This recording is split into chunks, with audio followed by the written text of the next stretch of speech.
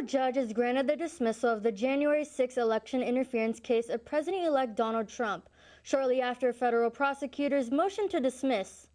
Special counsel Jack Smith requested the case to be dismissed only a day after Trump was declared president-elect. Judge Tanya Chutkan of the U.S. District Court for the District of Columbia dismissed the case without prejudice. Now President-elect Trump will take the presidency in 2025. Joining us now is Phil Gusson and Eli Kern to discuss Trump's victory and its impact. Thank you, Julianne, and thank you, Phil, for joining us tonight for this special Canyons News Live interview. I wanted to start by getting into this idea that we've spoken about before about noise versus signal and how that relates to this recent presidential election. Okay, so one of the things that political scientists try and do is sort of look at what's happened in the past and try and use that to understand what's going to happen in the future.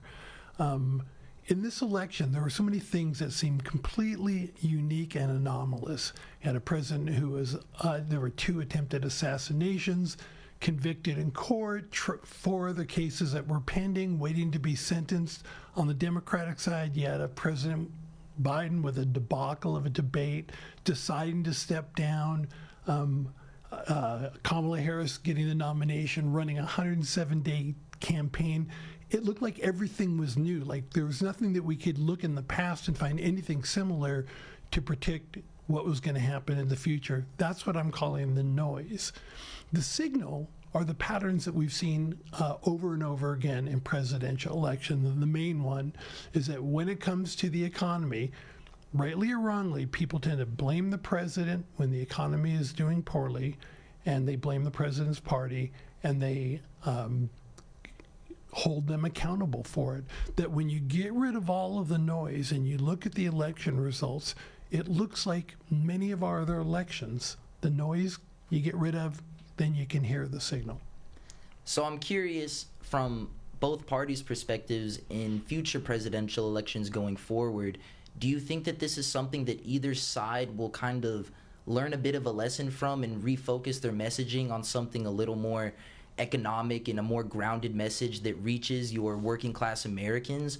Or are we kind of stuck in this perpetual loop of these cultural issues becoming the big talking points every election cycle, and then election day comes and the economy ends up telling us all that we needed to know?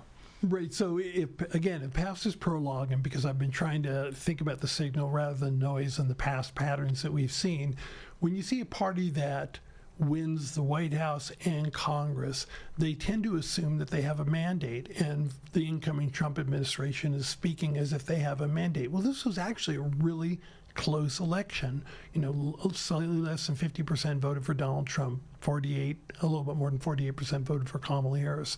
We're a very divided nation, but I think Republicans are going to assume that they have a mandate to do what they want to do, and they're going to swing for the fences. They're going to try and do as much as possible.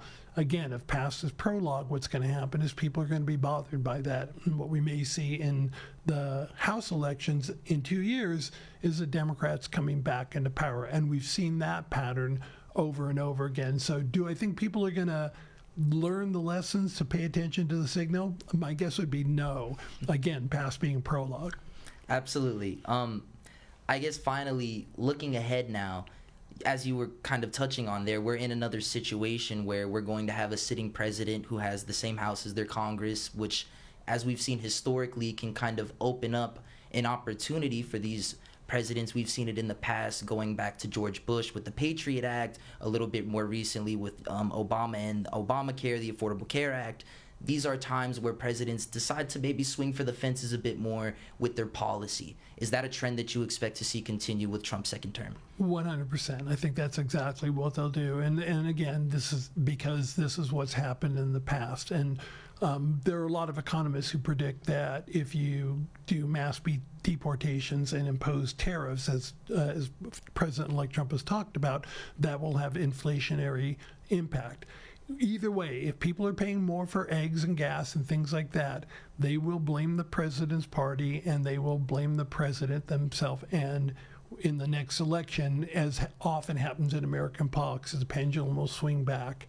And so it's probably what everybody should learn from this election and what they will learn from this election are probably 2 entirely different things.